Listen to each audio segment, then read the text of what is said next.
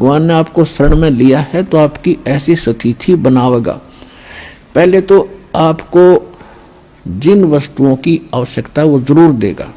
अब आप यहाँ आते हो तो कोई तो रोग से दुखी है, कोई कर्जे से दुखी है, कोई पुत्री के साथ कोई गलत घटना घट रही है, भाई कोई किसी केस से पीड़ित है, कोई किसी कारण से। और जो भी ज्ञान और भक्ति दी जाती है आपकी वही नष्ट हो जाती है, क्योंकि आप भक्ति करते हो, फिर 36 आपके ऊपर आपदाएं हैं, उनसे अर्जी लगाते हुए भगवान नहीं हो जाते, वो आपकी साथ साथ खत्म होती है। तो परमात्मा आपको कैसे ठीक करेगा? एक बार किसी के ओठ का चोट लगी, ओठ के, और किसी ने दवाई बता दी कि इसके होठ का हलवा बना के बांध दो।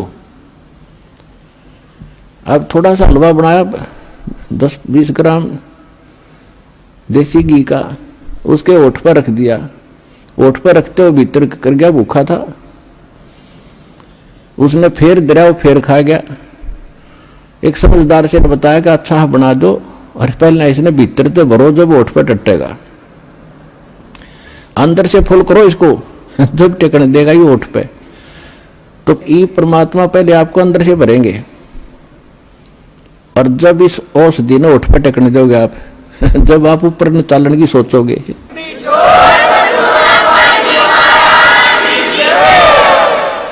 अर्थात आपकी यहाँ की जो रिक्वायरमेंट है, दाता आपके दुख हैं पहले इन्हें ठीक करेगा, और ठीक होके फिर आप गफलत कर जाते हो। इतना भी मालिक को मालूम है, आप चाहे मानो या ना मानो।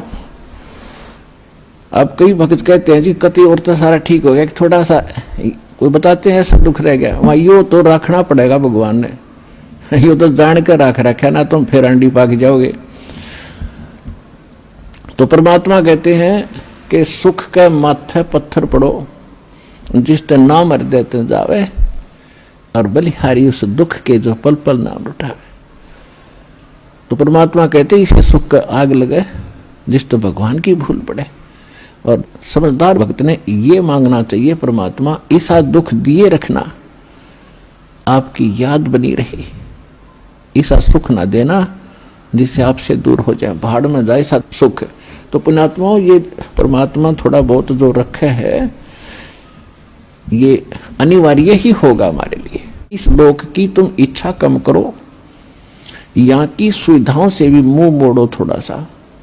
जितना ज्ञान आपको होता जाएगा उतना ही आप यहाँ से उल्टे हटोगे, तभी उस परमात्मा के निकट पहुंचोगे। यदि आप यहीं की कार कोठियों की डिमांड करते रहे भगवान के आगे, तो आपका मूल काम फिर रह जाएगा।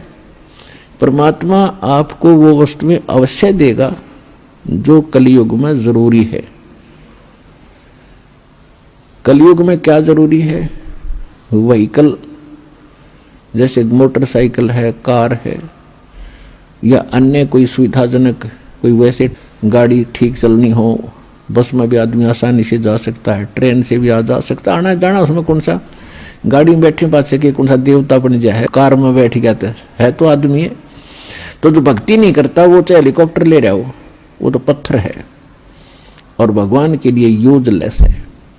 इसलिए परमात्मा कहते हैं राम रटत निर्धन भलो, टूटी घर की छान, वो कंचन महल किस काम के, जहां भक्ति नहीं भगवान।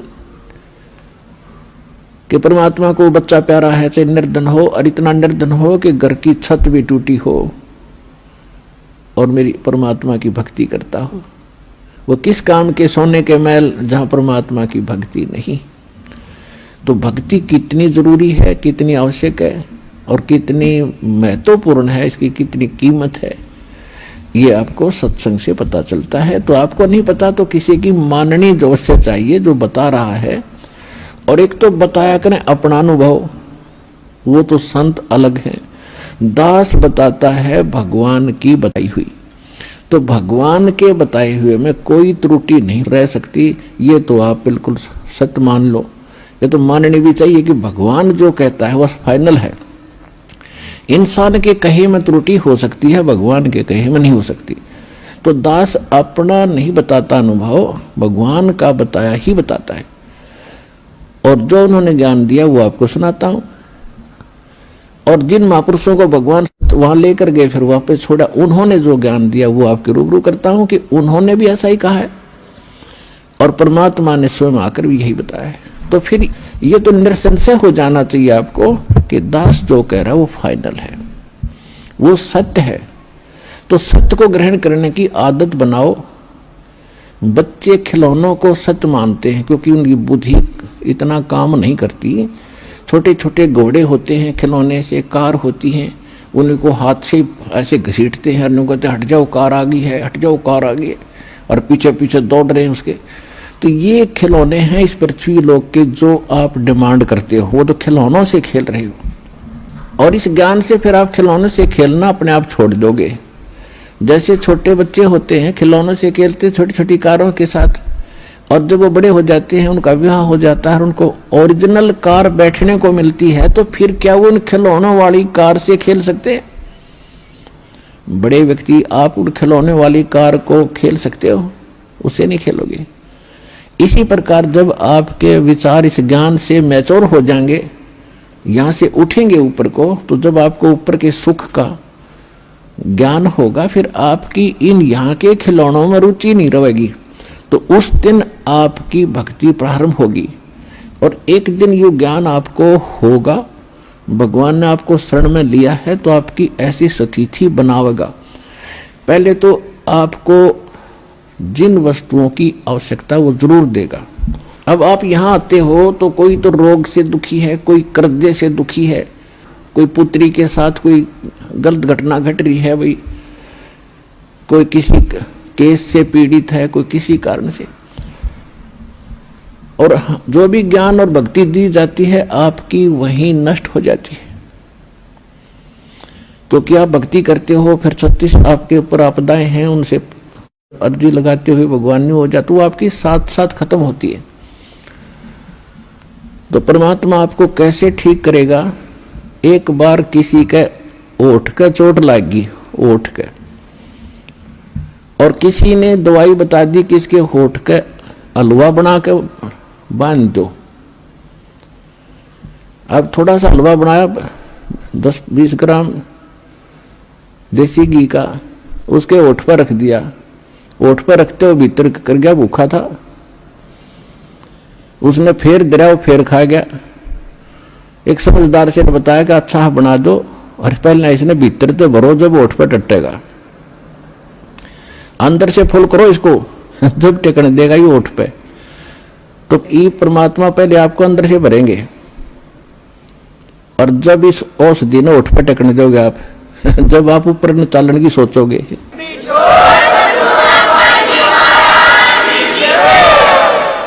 अर्थात आपकी यहाँ की जो रिक्वायरमेंट है, दाता आपके दुख हैं पहले इन्हें ठीक करेगा। और ठीक होके फिर आप गफलत कर जाते हो, इतना भी मालिक को मालूम है, आप चाहे मानो या ना मानो।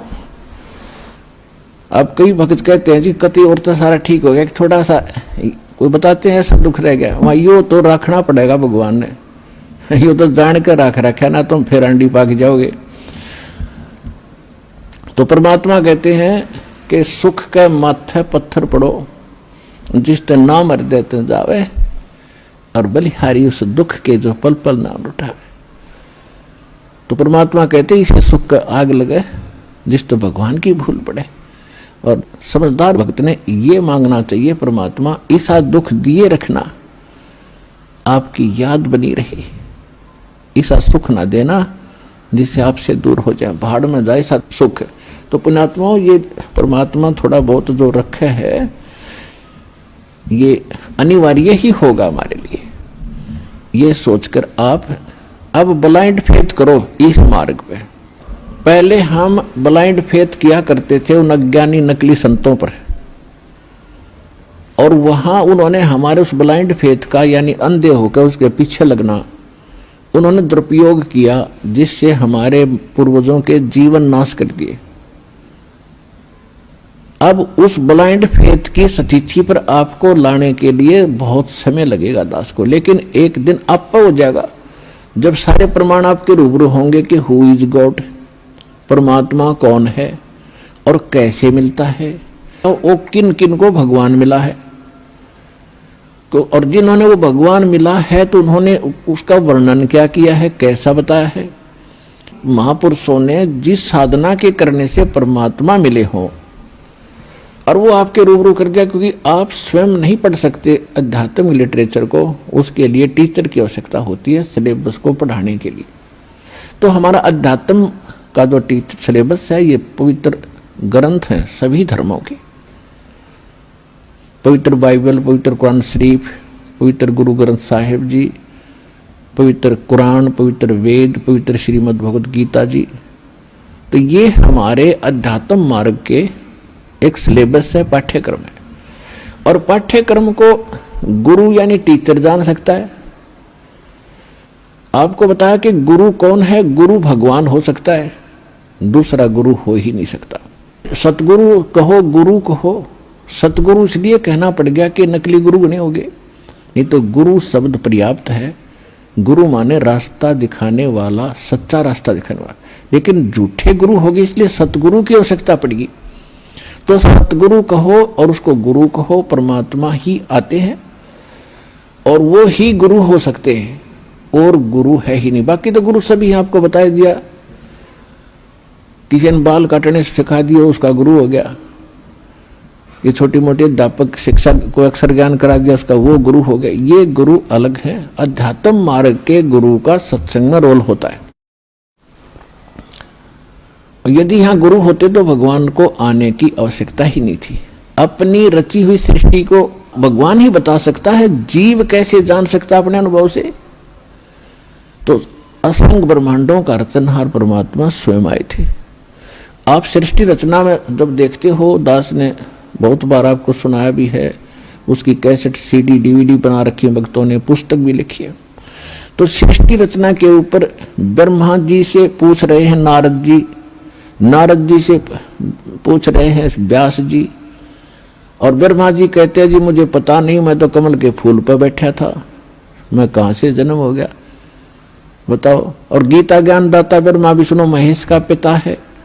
ये कहता है गीता अध्याय नंबर 10 के श्लोक नंबर 2 में कि मेरी उत्पत्ति को ना ये देवता जानते ना ऋषिगण जानते, क्योंकि ये मुझसे उत्पन्न हुए हैं। तो पिता की उत्पत्ति को, डेट ऑफ बर्थ को बच्चे कैसे बता सकते हैं? वो दादाजी बताएगा। उस पिता की भी जन्म तिथि, और जीवित हो गया तो पोता पोतियां की भी जन्म तिथि, वो दादा तो कंप्लीट बता सकता है सबकी। तो इसी प्रकार ये जो ब्रह्मा विष्णु महेश ये काल से उत्पन्न हुए हैं, ये नहीं जान सकते, अपने बाप की उत्पत्ति नहीं जानते, तो ब्रह्म की यानी काल की। और परम पिता परमात्मा जो सबका पिता है, सबका दादा है, सबका रचनहार है, कबीर भगवान, उसने आकर इनकी सबकी डेट ऑफ बर्थ बता रखी है, इनकी उत्पत्ति बता रखी है, इंक्लूडिंग सरपुरुष, अक्षर पुरुष और ब्रह्मा विष्णु महेश तक की, और सभी की। अब कहने का भाव यह है कि इस ब्रह्मांड के अंदर ब्रह्मा जी सबसे पहले गुरु माने जाते हैं, और ब्रह्मा जी से ज्ञान हुआ विष्णु और शंकर जी को, उसके बाद सभी ऋषि महर्षि दक्ष आदि ऋषियों को हुआ, वो ज्ञान हम तक था। तो ब्रह्मा जी खुद कहते हैं मुझे नहीं मालूम मैं कहां से जन्मा, मैं तो कमल के फूल पर बैठा पाया अपने आप को। तो ये गुरु है, लेकिन सतगुरु नहीं है, इनकम्प्लीट गुरु है, तो ये भगवान नहीं है। ठीक इसी प्रकार उस पूर्ण परमात्मा ने आकर सारा मार्ग बताया, और वही परमात्मा है और वही गुरु रूप में आए। तो यहां उस गुरु का रोल शुरू होता है। अब वो गुरु खुद आए परमात्मा, और फिर उन्होंने 600 वर्ष पहले अपने प्यारी आत्मा धर्मदास जी से कहा था कि जिस समय कलयुग 5500 वर्ष बीत जाएगा, उस समय परमात्मा ने कहा था कि चौथा युग जब कलयुग आई तब हम अपना अंश पठाएं, और काल फंद छूटे नरलोई सकल सृष्टि परवानी खोई। कलयुग बीतता 5500 पाचा, जब यो मेरा वचन होगा साचा।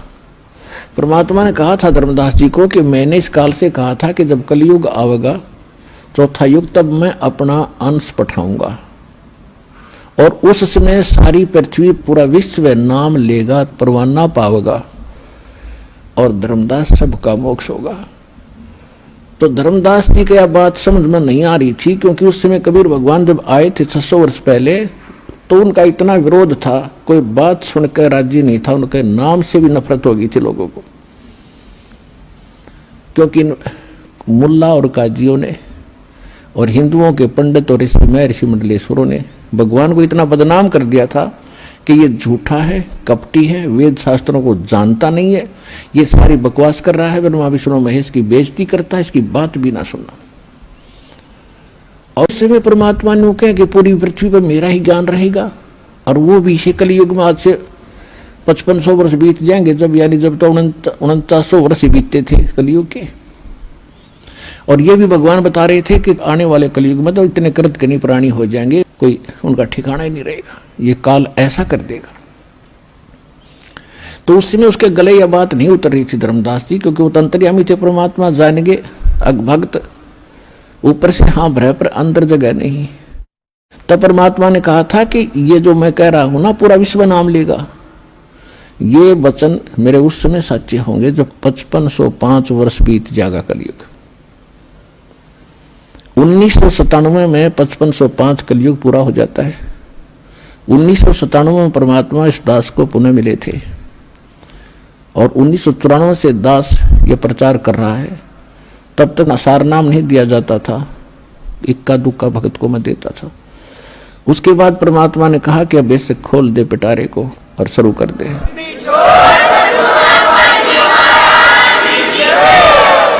अब आ गया वो समय जिसके लिए हम इतने प्रयत्न कर रहे थे, किसी प्रकार ये ज्ञान, ये नाम, ये भक्ति सुरक्षित रह सके। अरब ला दे बौछार मेरे बच्चों पर। तो ये वो 5505 वर्ष वाला समय आ गया।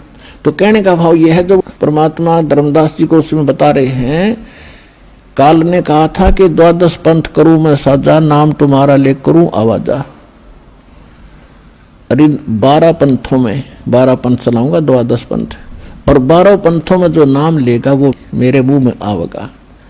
और अनेक पंथ चलाऊं या विद जीवों को भरमाऊं, जाओ जोग जीत संसारा, जीव न माने कहा तुम्हारा। जीव तुम्हारा कहा न माने और हमारी ओढ़ हो बात बखाने। ऐसे नकली संत भेज के 12 तो कबीर पंथ के और अनेक राधा स्वामी ऋषि निकली जितनी ब्रांच हैं, ये निरंकारी वगैरह, ये सुदानसुर आसाराम जैसे, ये कृपाल और ये सारे जितने ब्रह्म ऋषि जैसे, ये कुमार स्वामी ने कक्का पता नहीं और कितनी दुनिया को भ्रमित कर दिया। तो ये सब काल के पंथ थे। तो काल ने कहा था और अनेक पंथ चलाऊं या विद जीवों को भरमाऊं, देवल देव और पत्थर पुजवाऊं, और तीर्थ व्रत और नकली जप तप मन लाऊं, इन उलझा दूंगा। तब परमात्मा ने कहा था कि 12वां पंथ गरीबदास का पंथ होगा। कबीर परमेश्वर ने 600 वर्ष पहले कहा था धर्मदास जी को कि 12वां पंथ जो होगा उस कबीर पंथ के नाम से चलने वालों में गरीबदास जी का होगा। और परमात्मा को ये भी मालूम था कि मैंने जो अपना अमृतवाणी बोली है कबीर सागर में, कबीर साखी में, कबीर दोहावली, कबीर बीजक में, इनमें ये काल के दूत कुछ ना कुछ गड़बड़ी जरूर करेंगे। जो 12 पंथ चलेंगे, 600 साल बीतेंगे, तो उसकी पूर्ति के लिए अपनी प्यारी आत्मा गरीबदास जी के माध्यम से अपनी महिमा की वाणी पुण्य परमात्मा ने बुलवाई। और उसमें कहा है कि 12वें पंथ प्रगट हो बाणी, शब्द हमारे का निर्णय ठानी। ये असंग जन्म छोड़ नहीं पावे, ये 12 पंथ हम ही को ठावे। मेरा नाम लेंगे, कबीर जी को मुख्य मानेंगे, लेकिन इनके पास यथार्थ भक्ति ना होगी, और जिस कारण से असंग जन्म भी उस स्थान पर नहीं जा सकते जहां जाकर फिर लौटकर कभी संसार में नहीं आना होता। फिर धर्मदास जी चिंतित हो गए कि भगवान फिर कैसे बात बनेगी।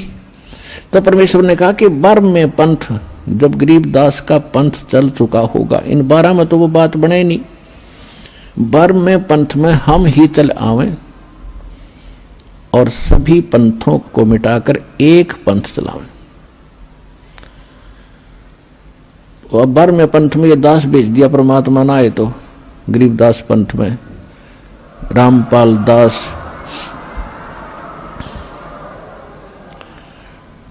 तो कबीर साहब ने कहा है कि पुरुष और गुरु सतगुरु में जो मेरा सच्चा गुरु होगा उसमें कोई भेद ना जानना, समकर जाने। मम संत मुझे जान मेरा ही स्वरूपम। परमात्मा ने कहा है मम संत, मेरे संत को मुझे ही जान, मेरा ही स्वरूपम। तो गुरु और सतगुरु, गुरु परमात्मा, सतगुरु परमात्मा स्वयं होते हैं, सतगुरु कहो चाहे गुरु कहो। और फिर पृथ्वी पर वही सतगुरु होता है जो उसका कृपा पात्र और या वो स्वयं ही आते हैं। तो अब कहने का भाव यह है कि इस 21 ब्रह्मांड में, इस दास के अतिरिक्त इस पृथ्वी पर छोड़ कहीं गुरु नहीं है इस मार्ग के जानने वाला वर्तमान में।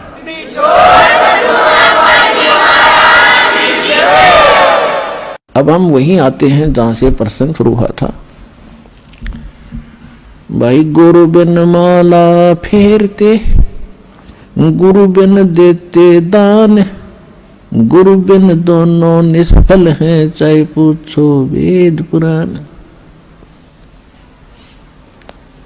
गुरु गोविंद दोनों खड़े, काके लागू पाए, बलिहारी गुरु अपना जो गोविंद दियो मिलाए।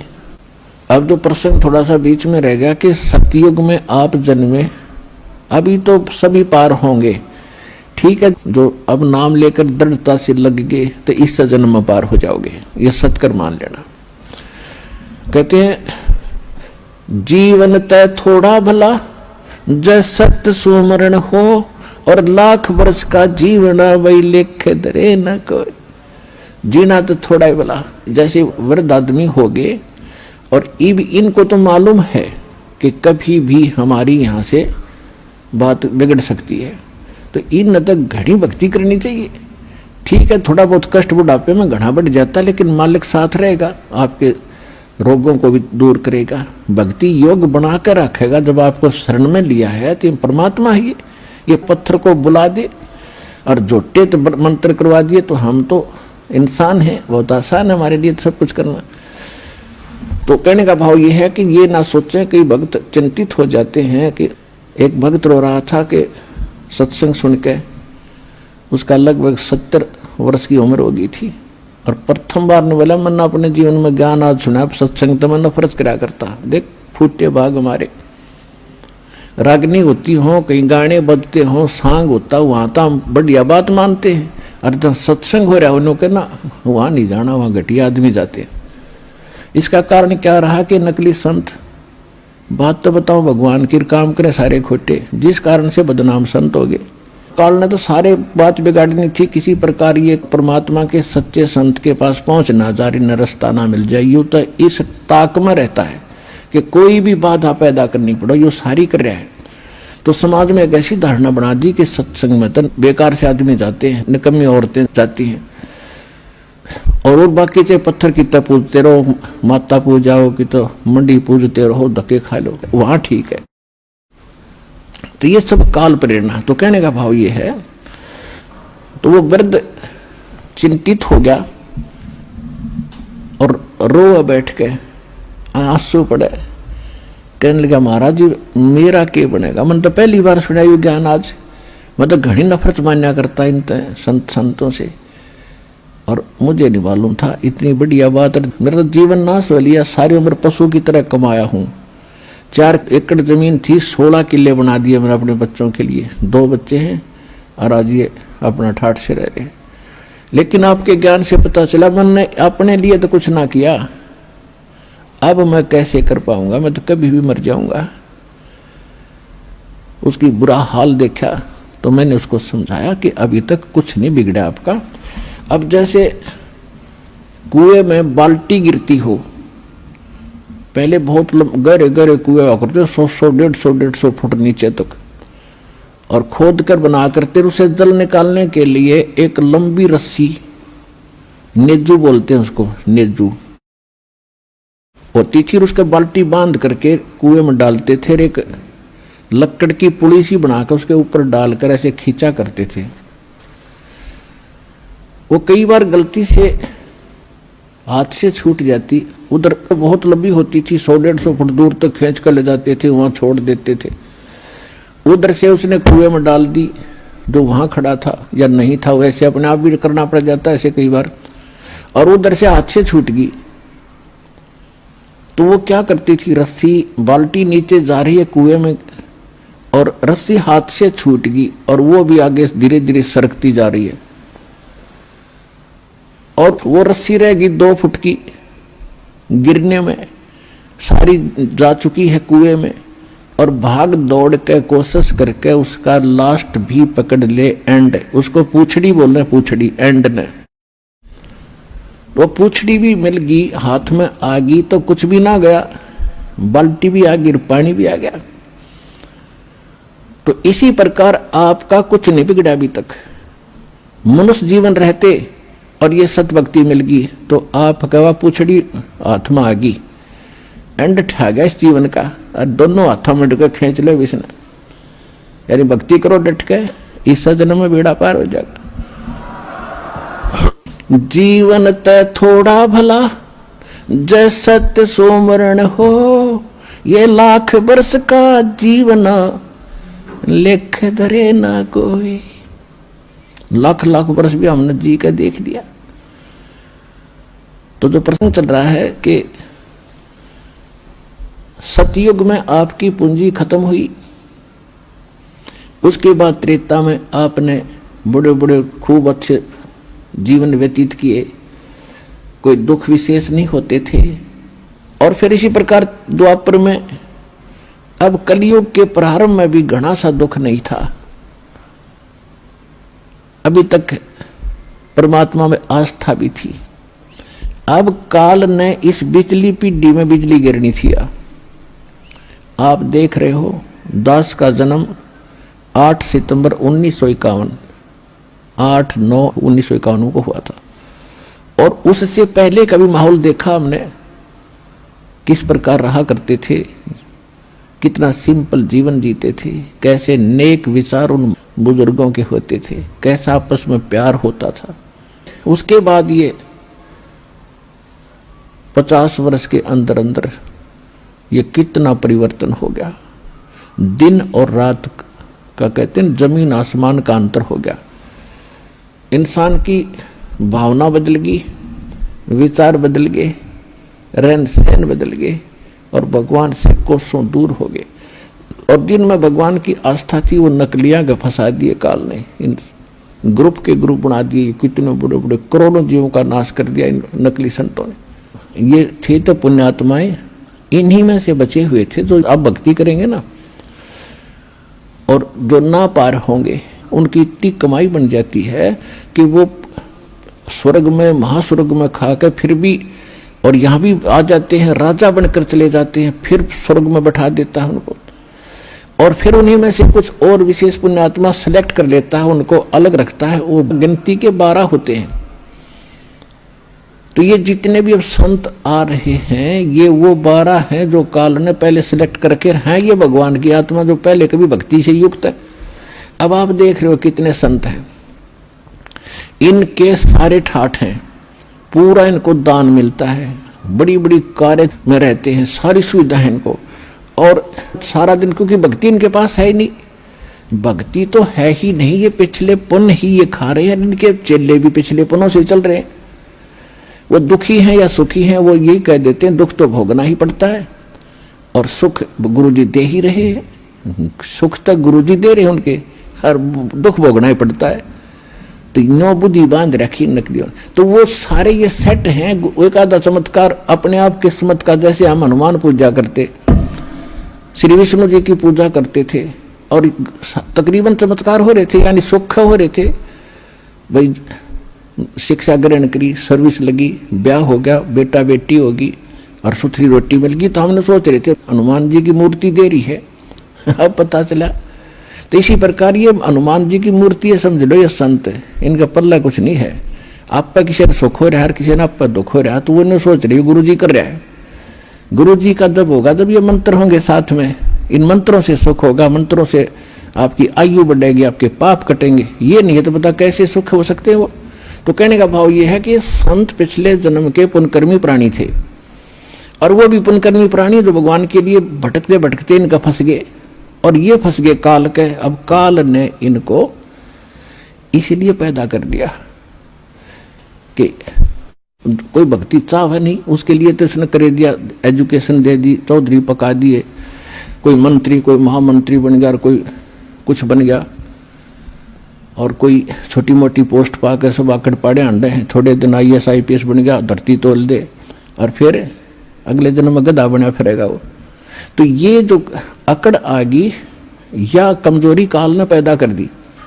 तो जो भक्ति नहीं चाहते हो तो खाओ धक्के, और जो भक्ति चाहते हो काल के पक्के, क्योंकि उन दूतों को फंस गए। काल ने कहा था कि पहले अंश हमारे जाही और पीछे अंश तुम्हारा जाए। जब परमात्मा का, कबीर भगवान का और इस काल का अनुबंध हुआ था, किसी ने बहुत विनय की थी कि 3 युगों में जीव ना ले जाना। तो परमात्मा को भी मालूम था कि 3 युगों में ये ले जाने जोगे हुए को नहीं, क्योंकि इनके पिछले पुण्य कर्मों की बैटरी चार्ज रहेगी। और ये मैं भक्ति बताऊंगा उसने मानना है को नहीं। ये जो भक्ति कर रहे हैं ये सोचे इसी से सुख हो रहा है, ये हो रहा था उनके पुण्य कर्मों से होता रहेगा। जिस कारण से ये त्रेता सतयुग त्रेता ये कत्ती नहीं मानना है। और काल राजी कर दिया, ठीक सा भाई 3 युगों में तू कर ले जो तूने करना है। फिर चौथे युग में इसने कहा था कि चौथा युग में पहले मेरे हंस जा, मेरे दूत जावे और पीछे तेरा आवे। परमात्मा बोले या भी मान ली तेरी जा और बोल। परमात्मा को पता था यदि मैं पहले भेज दूंगा अपने हंस ने तो वो सारी सच्ची कहेगा, फिर ये काल के दूत जाएंगे वो ये बताने लग जाएंगे, भिन्नता कहाँ रहेगी।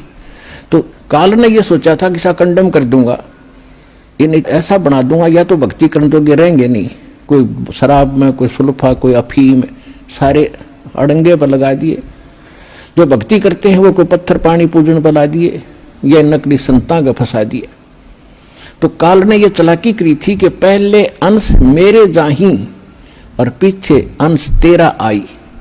तेरा जो दास से दाता वो बाद में आवे, पहले मेरे जाले अगजा, पहले तेरे चले जाएंगे। परमात्मा को पता था कि वो नकली संत जितने काल के दूत जाएंगे उन्हें ज्ञान तो है नहीं, इनके भगवान ने ज्ञान नहीं, तो वो ज्ञान क्या करेंगे, बकवास घड़ेंगे। तो वो बकवास घड़ घड़ के ज्ञान बता बता के उनकी कई पीढ़ी जा चुकी होंगी और उनकी पुस्तक बन चुकी होंगी, उनके ज्ञान की DVD बन चुकी होगी। तब मेरा दास जाओगा, उसका सुनियोजित तरीका था। ऐसे इंस्ट्रूमेंट कलयुग में मालिक ने बनवाए हैं, ये प्रोजेक्टर, टेलीविजन, हाथों हाथ सच्चाई देगा मेरा दास जाकर के। वो नकलियों के दिखाओगा नकली अनुभव और सदग्रंथों को दिखाएगा कि जिन महापुरुषों को मिले उन्होंने ये भक्ति की, यही हमारे सदग्रंथ बताते। तो 1 मिनट में उन सब की खाल तार कर रख देगा, सब बच्चे मुझे पहचानेंगे और मेरे पास आ जाएंगे फिर छोड़ छोड़ के।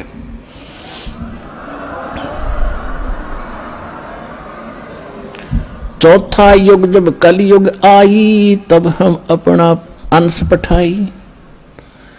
काल बंद छूटे नर लोई शुक्ल सृष्टि परवानिक होई। सारी सृष्टि परवानिक यानी पूरा विश्व नाम लेगा।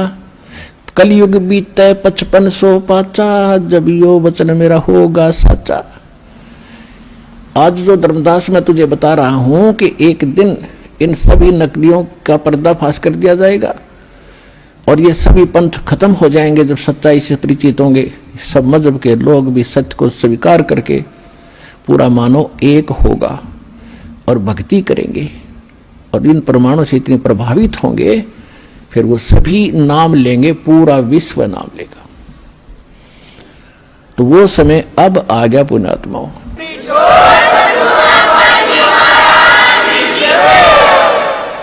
अब क्या है कि जो भी किसी पंथ से जुड़े थे या कोई अपनी परंपरागत साधना कर रहे थे, घर की पूजा होती है, उनको करते करते आज आपकी क्या हालत हो चुकी है।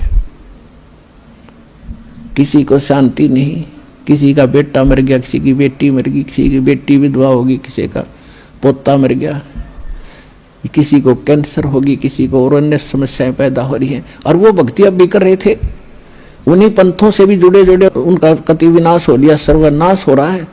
अब राधा स्वामी पंथ से, दंदन सतगुरु पंथ से, आसाराम से, इन सब से, ये कुमार स्वामियों के वहां भटक गए और उनसे कोई लाभ ना मिला, कति सर्वनाश हो लिया। अब यहाँ रो रहे हैं, अब कोस रहे हैं उनको कि हमारा जीवन खो दिया 20-20, 30-30 वर्ष। अब क्यों कैसे संतोष होगा उन पुण्यात्माओं के, एक अनमोल जीवन को नाश हो गया। अब तो पता नहीं था उनको अभी तक कि इतनी कीमत है इस मनुष्य जीवन की, यहाँ आने से पता चलेगा ये कितना कीमती है। और अब यहाँ आते हैं और कोई कहता जी मैंने 20 वर्ष हो गया राधा स्वामी में था, इतने दुख गिनवाता है, मुझे भी रोना आने को हो जाता है। और फिर उसको कहा जाता तू वहाँ 20 वर्ष खो दिए, अब यहाँ 20 महीने या साधना करके देख ले, तेरे वारे न्यारे ना हो जाते, बेशक कद्दे छोड़ दिए। फिर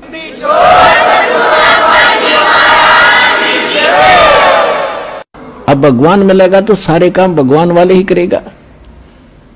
तो कहने का भाव दास का ये है कि फिर वो परमात्मा आपको राहत कैसे देगा। भाई गुरु बिन माला फेरते, गुरु बिन देते दान, गुरु बिन दोनों निष्फल हैं, चाहे पूछो वेद पुराण। अब गुरु के बिना जो दान आप करते थे, जैसे बगैर ज्ञान के दान तो करते ही हम, डटा नहीं जा, रुक नहीं सकते। परमात्मा कहते हैं कि धर्म बिना धापै नहीं, ये प्राणी प्रपंच आस बराणी क्यों करे, तन दिया हो तो संच। कहा कि इस धर्म करे बिना पुण्यात्मा जो अच्छी आत्मा होती है उनको संतोष हो ही नहीं सकता। वह कोई ना कोई धर्म की जरूर कोशिश करते हैं करूं, तो वो कर्म शास्त्र विदिता का मनमाना किया गया धर्म कर्म कोई भी पूजा वो व्यर्थ बताई। गीता अध्याय नंबर 16 के श्लोक नंबर 23 और 24 में। तो वो जो धर्म करते भी थे हम, क्योंकि सबकी कोशिश थी धर्म करें, रुक नहीं सकते। जब हमें धर्म कर्म का पता क्या था, एक आम परंपरा बनी हुई थी कि हम हनुमान के पुजारी थे ये दास, और मंगलवार को 100 रुपये का प्रसाद बांट दिया करते। जिस दिन 5.25 का बांट देते उस दिन घनी खुशी बनाया करता, तो बड़ा दान कर दिया बहुत बड़ा। और कोई उसका 1.25 मणि ला देता हो तो साल 2 साल में कदे बात बनाया करती, तो उस तो बड़ी खुशी बनाया करता, बहुत बड़ा पुण्य कर दिया। तो यहाँ बताते हैं कि जिन हर जैसा सुमरिया, ताको तैसा लाभ, ओसा प्यास न भाग ही, जब लग दसे न आब। अब जैसे किसी ने कंबल बांट दिए कहीं पर गरीबों में, या कि तो भंडारा लगा दिया, या कोई प्याऊ बनवा दी, कोई धर्मशाला में सहयोग कर दिया, कोई हैंडपंप लगवा दिया, तो ये चीज धर्म की काम है।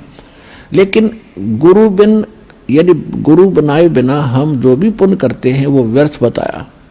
और फिर ये भी कहा है कि जैसे कर्म करेगा वो सारे ही मिलेंगे। अगर यदि आपने पक्षियों को दाने भी डाले हैं वो भी आपके पुण्य में लिखा जाएगा। आपने जानबूझ के कोई चींटी भी मार दी वो भी आपके पाप में लिखा जाएगा। और जब तक गुरु धारण नहीं करते जितने भी जीव हिंसा आपकी होती है वो आपके पाप कर्मों में ही लिखी जाती है। तो कहने का भाव ये है कि पाप तो ढेर सारे हों डेली, और पुण्य कभी कभी कर पाते हो आप, जिसको आप पुण्य मानते थे बिना गुरु के। अब ये भी कहा कि जैसे कर्म करेगा वैसा फल देगा भगवान, ये भी पक्की बात है। अब फिर ये भी कहा है कि गुरु बिन माला फेरते, गुरु बिन देते दान, गुरु बिन दोनों निष्फल है, पूछो वेद पुराण। तो अब गुरु के बिना जो दान करा वो व्यर्थ है। उधर कह रहे हैं कि जो किया वो मिलेगा ही मिलेगा।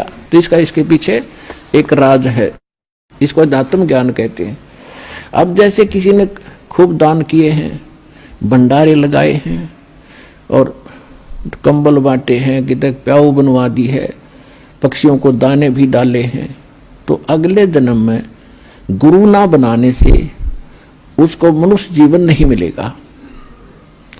नेक्स्ट जीवन मान लीजिए वो कुत्ता बन गया अगले जन्म में, और कुत्ता बनकर आप देखते हो आजकल एक कुत्ते के लिए कितनी फैसिलिटीज दी जाती हैं उस सेठ साहूकार के द्वारा जो कुत्ते को पालता है। अलग से उसका रूम होता है, कमरा, और उसमें एसी लगे हैं। पहले कूलर लगाते थे, आजकल एसी लगाए जाते हैं उनके लिए। और उसके खाने को भी बहुत अच्छा भोजन मिलता है। दिन में नौकर नवाते हैं, खूब सैर सपाटे कराते। और फिर क्या होता है, गाड़ी में वो कुत्ते का मालिक तो ड्राइवर बनता है, और कुत्ता मालिक की सीट पर बैठकर ऐसे गर्दन निकाल कर बाहर देखता चलता है ठाठ से। अब उस कुत्ते ने पिछले जन्म में बिना गुरु किए दान धर्म किए वो मालिक ने दे दिए उसको। आम व्यक्ति को भी वो सुविधा उपलब्ध नहीं है जो उस कुत्ते को उपलब्ध है। कार भी है, ड्राइवर भी है, एसी रूम है, खाने को संशोधित भोजन भी है, बहुत बढ़िया आहार है, सारा उसको प्यार मिल रहा है। अब इस जन्म में उसने जो कुछ भी करा था पूर्व जन्मों में, वो बगैर गुरु के वो सारा पुण्य दे दिया काल भगवान ने। वो देना पड़ता, जैसे कर्म करेगा वैसा फल तो देगा ही देगा। लेकिन वो सुविधा मिली कुत्ते के जीवन में, और नेक्स्ट जीवन उसका सूअर का होगा। अब बताओ फिर उसने कौन रखा गाड़ी और कारों में अलग रूम बना के, अब क्या मिलेगा उसको। और यदि उस पुण्यात्मा ने गुरु धारण किए होते और फिर दान करता, या तो पार हो जाता, अर्नी मनुष्य जीवन मिलता, ये सुख भी मिलते, मनुष्य जीवन में फिर भगवान आगे संभालता। उसका नियम है, जो जन मेरी शरण है ताका हूं दास, और गेल गेल लाग्या फिरूं जब तक धरती आकाश। भाई जो गुरु वचन पे डट गे रकट गे फंद 84 के, कट गे फंद 84 के, रकट गे फंद 84 के। भाई जो गुरु वचन पे डट गे रकट गे फंद 84 के। वस्तु मिली ठोर की ठोर, मिट गई मन पापी की दौड़।